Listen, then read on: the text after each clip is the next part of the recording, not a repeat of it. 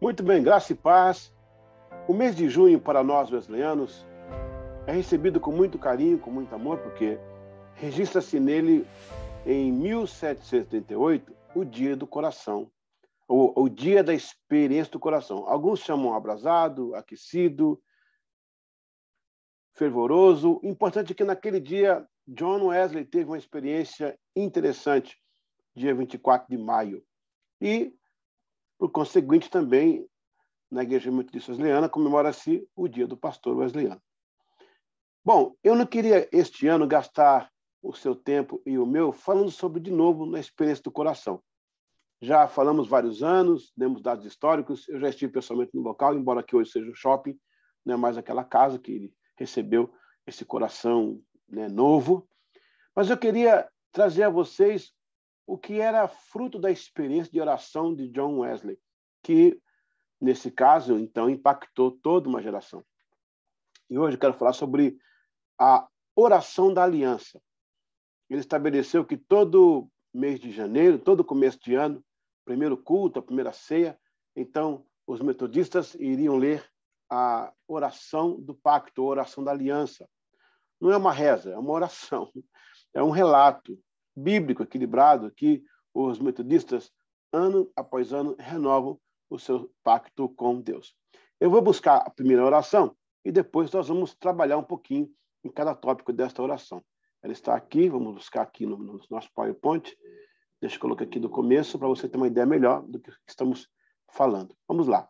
Essa, então, é a oração que John Wesley fez no começo. Eu vou explicar a historicidade dela, mas para você ter uma ideia, o peso que tem essa oração. Eu vou ler a oração, depois eu vou comentar. Ele instituiu esta oração em 1755. Então, a oração diz o seguinte: não sou mais meu, mas teu. Coloca-me onde tu quiseres, no lugar onde tu quiseres, para trabalhar ou para sofrer. Honra-me ou humilha-me. Usa-me ou põe-me de lado. Enche-me da tua graça ou priva-me dela.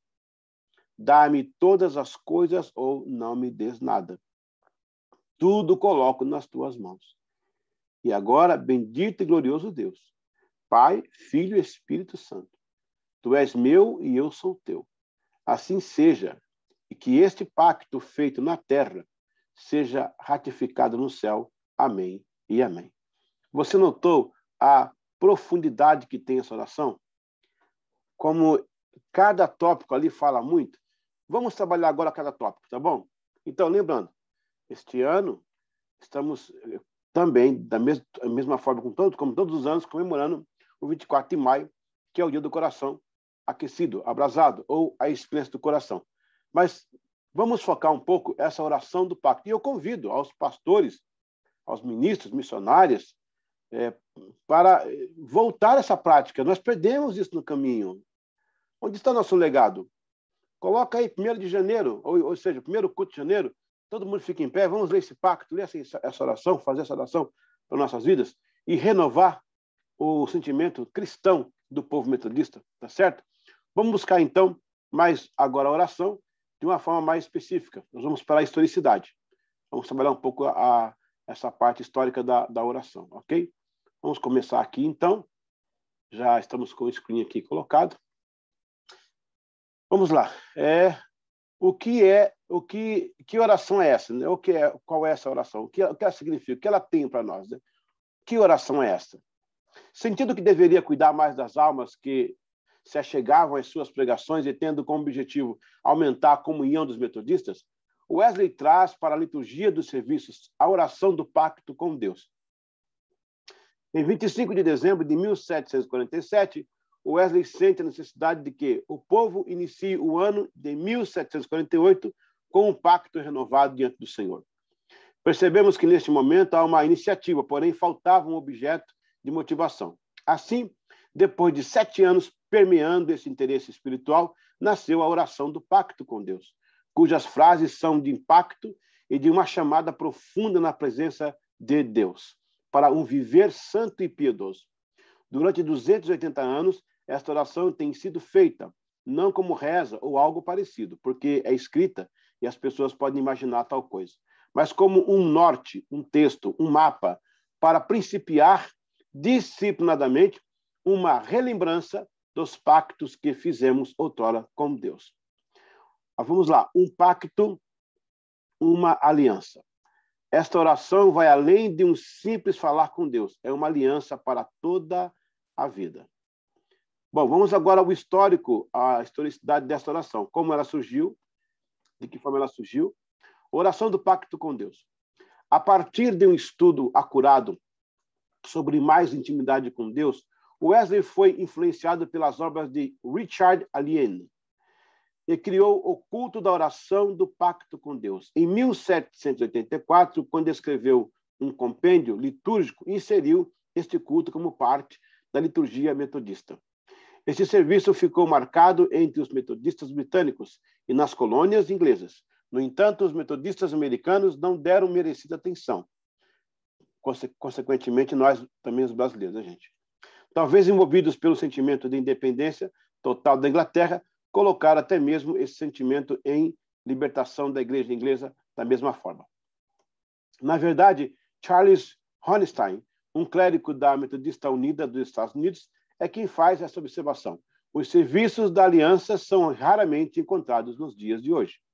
A conhecida oração do pacto foi adaptada por Wesley e inserida nos cultos de renovação, usualmente no primeiro culto do ano, em 1º de janeiro, sendo assim para começar o ano com um pacto renovado diante de Deus e segundo para a lembrança do Pentecoste wesleyano ocorrido em 1º de janeiro de 1739. Wesley afirma que estudou e recitou o teor da oração do pacto com Deus a partir dos escritos de Richard Allen, ao qual Wesley classifica de homem abençoado. Richard Allen é de 1610 a 1681. Nasceu em Ditchit, Somerset. Foi um inglês de movimento puritano. Sua educação inicia-se no Colégio St. Alban Hall, Oxford, em 1627. Ali graduou-se em bacharel em artes e depois mudou para Newen, onde graduou-se em mestre em artes. Quando foi ordenado, ajudou seu pai e era conhecido pelo jeito ardente de servir a Deus. Allen assinou um documento onde assumiu oficialmente ser um puritano. Esse documento chamou Documentos dos Ministros Puritanos. Allen teve uma brilhante carreira em Somerset, onde assumiu a reitoria em um lugar de Richard Bernard. Viveu 20 anos como reitor da Betcombe e, por ser fiel ao puritanismo, foi rechaçado em 1662. Destituído pelo ato da conformidade na lei dos 7,5 quilômetros, onde dizia que os ministros dispensados pela coroa não poderiam viver menos que 7,5 quilômetros ou 5 milhas, né, de seu antigo templo. Isto forçou a viver em Seawood. Ali ele pregou e morreu em 1681. Allen foi um grande escritor de suas obras com o nome de 2 orações, uma para o uso familiar e outra para as crianças.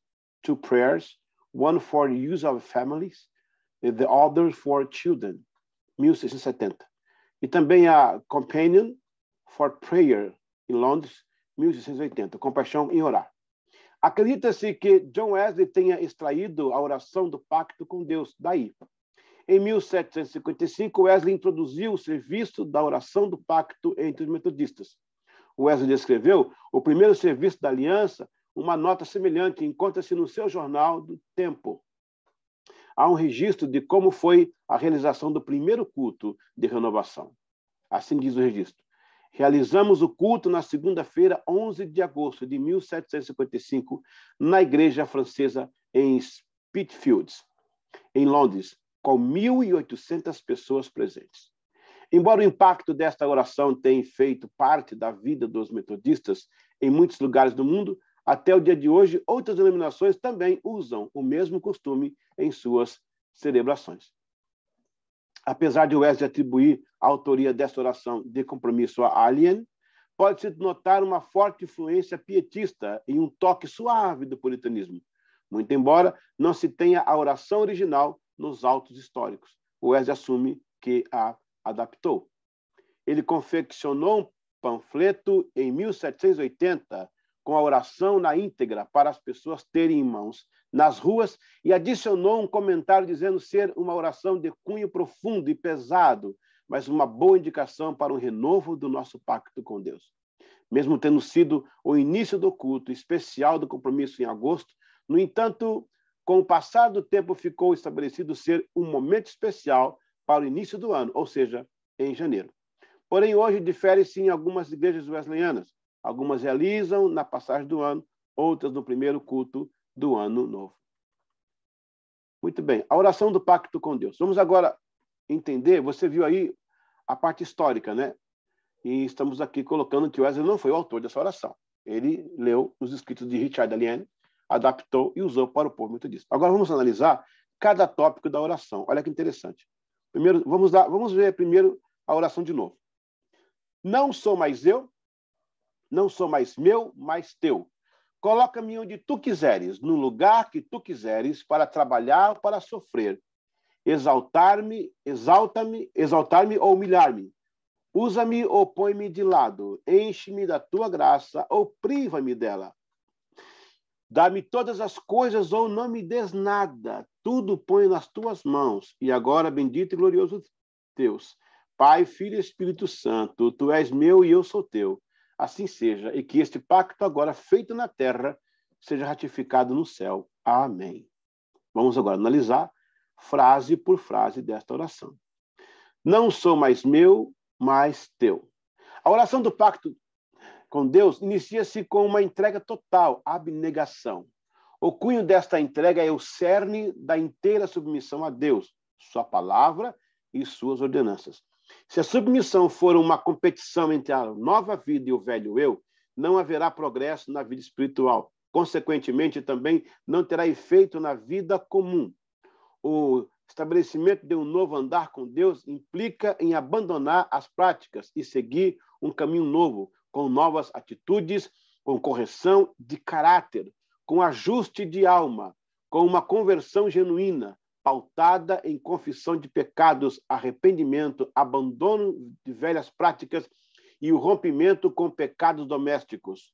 Paulo assim diz: irmãos, quanto a mim, não julgo que haja alcançado, mas uma coisa faço é que, esquecendo-me das coisas que atrás ficam e avançando para as que estão diante de mim, prossigo para o alvo pelo prêmio da soberana vocação em Deus, em Cristo Jesus. Filipenses 3, 13 e 14. Então, a primeira frase é abnegação. Já é rumo, irmãos, irmãs, à santidade. Ele continua: coloca-me onde tu quiseres, no lugar que tu quiseres. Tem a ver com o nosso sistema de itinerância, não tem, gente? Deixar que Deus guie nossas vidas não é tão fácil assim. Orar desta forma implica em um viver profundo e harmonioso com a vontade de Deus, e nem sempre a vontade dele significa a nossa. Dar oportunidade para que Deus nos coloque em lugares que ele queira, é não nadar contra a correnteza. Muitas pessoas estão pagando um preço alto por tentar dirigir suas próprias vidas. Não tiveram sensibilidade de ouvir Deus e hoje têm que ouvir os gritos dos seus erros sem direção divina. Deus sempre vai falar audível. Ele também usa circunstâncias, situações, coisas que nos cercam e nos acontecem dia a dia.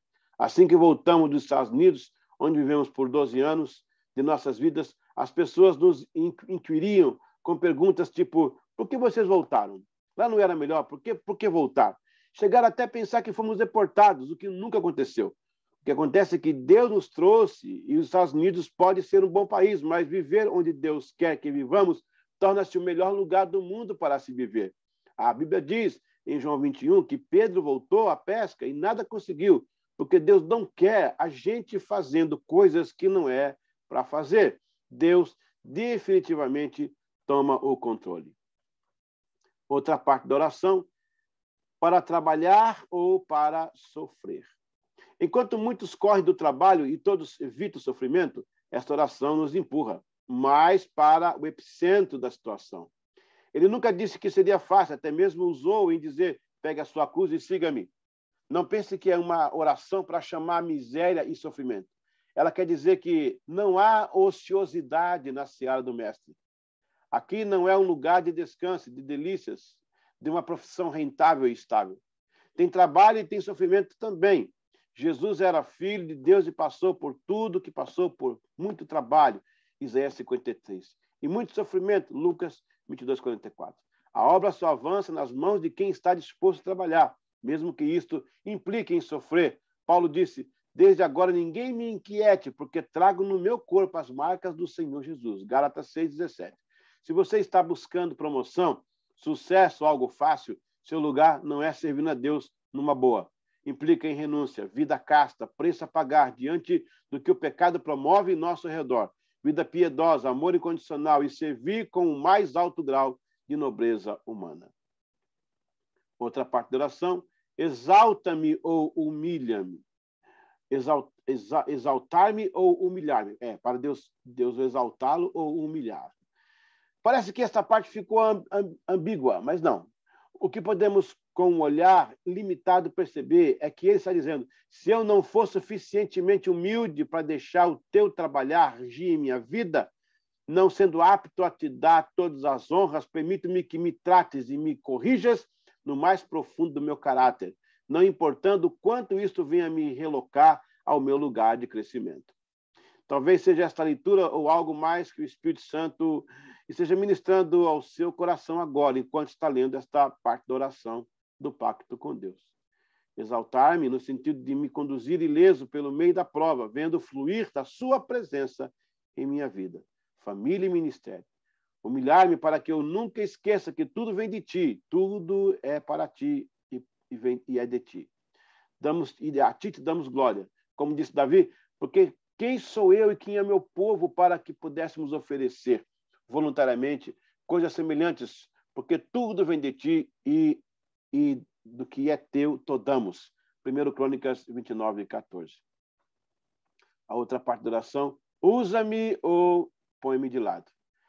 Há pessoas que nada fazem e ainda atrapalham quem está realizando. Nesta condição, somos inúteis, então é melhor sermos colocados de lado, a não ser que Deus encontre em nós alguma chance e resolva agir através de nós.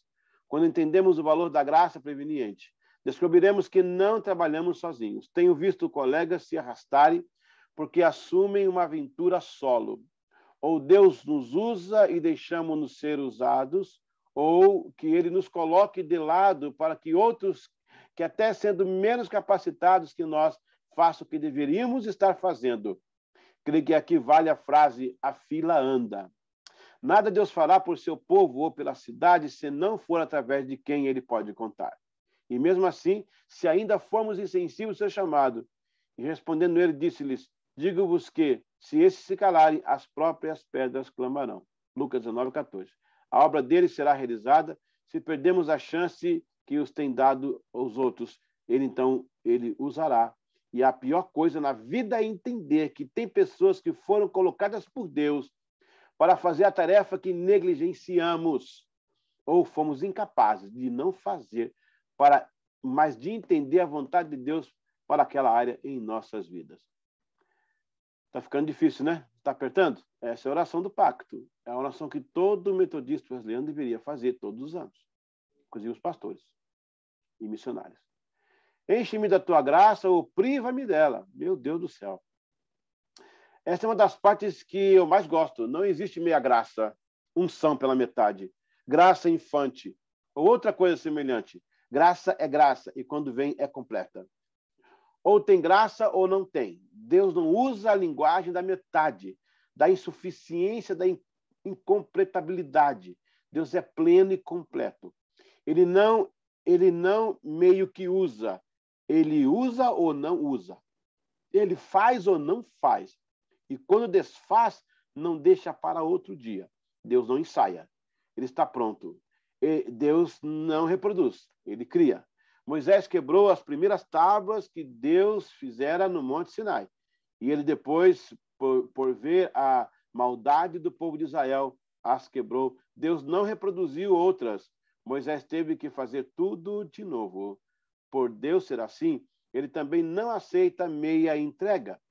Ele deu seu filho todo, por completo. Ele espera o meu tudo, o meu todo, o meu completo. Então temos que parar de buscar Deus e prestar atenção quando dá, de vez em quando temos tempo. O Wesley dizia que se você não tem tempo para orar, realmente você deve ser muito ocupado. Enche-me da tua graça, do contrário eu não mereço, assim me priva dela. Eu sei que tudo quanto Deus faz durará eternamente. Nada se lhe deve acrescentar e nada se lhe deve tirar. E isto faz Deus para que haja temor diante dele. Eclesiastes 3,14. Eu quero te falar que a graça não é emprestada, tá? A graça não se empresta. A graça Deus dá e o dá por completo não dá. Não tem minha graça. Então, mergulhe na graça. Vamos continuar a nossa oração? Tá difícil, né, gente? Dai-me todas as coisas ou não me des nada. Não veja aqui o sentido humano de posses ou riquezas. Se houver, e não é pecado, desde que seja adquirido justamente, que seja uma consequência da minha fidelidade, caso houver, né? No entanto, a leitura que faço em minha tênue explicação ou estudo sobre a oração do pacto com Deus me leva ao fato de mais querer dele do que não querer nada. Sim, é assim que vejo uma expectativa em mais ter Deus do que correr o risco de nada ter dele. Creio que essa deve ser a nossa maior esperança, este todo de Deus, este tudo do Todo-Poderoso. Uma graça, uma unção, uma vida, uma presença sem medida. O único artefato no tabernáculo que Deus não ditou as medidas foi o candelabro, porque aquela peça representava a sua glória, e a sua glória não possui medidas. Jamais oremos e nunca mais o façamos sem esperar uma avalanche da glória de Deus. O Deus único e completo, eu me esforço por entregar tudo para receber tudo dele. Vamos lá. Mais uma parte da oração. Tudo põe em tuas mãos. Este é o maior exercício da mordomia. Quanto mais tempo vai demorar até que o homem entenda que tudo é dele, para Deus. Existem 4 categorias de pessoas as que acham, que são as 4, olha. As que acham que Deus é o empregador, o empregado abençoador, é o empregado abençoador. As que pensam que Deus é um sócio 50%, outras que nem sabem se Deus possui ou não, e as excelentes que admitem ser mordomas e cuidam daquilo que Deus e cuidam do que tem porque sabe que tudo vem de Deus. Quando conseguimos transferir esta oração para tudo que temos, somos e fazemos, todas as coisas serão feitas com excelência e nobreza da alma. Tudo põe em suas mãos, mas também na esperança de que Deus nos guiará em sua perfeita vontade, até mesmo nos fazendo trilhar por caminhos que não esperávamos, contudo, sob sua liderança e cuidado. Orar é assim, é estar dentro da intimidade. Agora, pois, se tenho achado graça aos teus olhos, rogo-te que me faça saber o teu caminho e conhecer-te-ei para que ache graça aos teus olhos. Considera-me que esta nação é o teu povo. Disse, pois, irá a minha presença contigo para te fazer descansar. Então ele disse, se tu mesmo não fores conosco, não nos faça subir daqui. Como, pois, se saberá agora que tenho achado graça aos teus olhos, e eu e teu povo? Acaso não é por andares tu conosco, de modo a sermos separados, e eu e teu povo, de todos os povos que há sobre a face da terra? Então disse o Senhor a Moisés, farei também isto que tens dito, porquanto achaste graça aos meus olhos, e te conheço por nome. Êxodo 33, 13 a 17. Mais um pouco da oração, já começa a terminar.